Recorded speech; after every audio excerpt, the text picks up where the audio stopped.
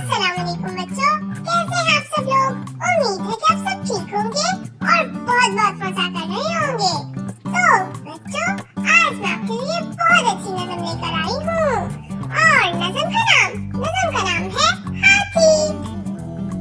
दो मोटे मोटे हाथ, दो मोटे मोटे पाँव, छोटी सी एक दुम है और लंबी सी एक नाक, वो गोल गोल सी आंखें और बड़े बड़े से कान, पेट है उसका मोटा, दो लंबे लंबे कान, बच्चों का है साथी, नाम है उसका हाथी।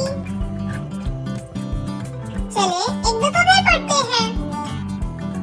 दो मोटे मोटे हाथ, दो मोटे मोटे पाँव, छोटी सी एक दुम है और लंबी सी एक नाक, वो गोल गोल सी आंखें और बड़े बड़े से कान, पेट है उसका मोटा, दो लंबे लंबे दांत, बच्चों का है साथी, नाम है उसका हाथी।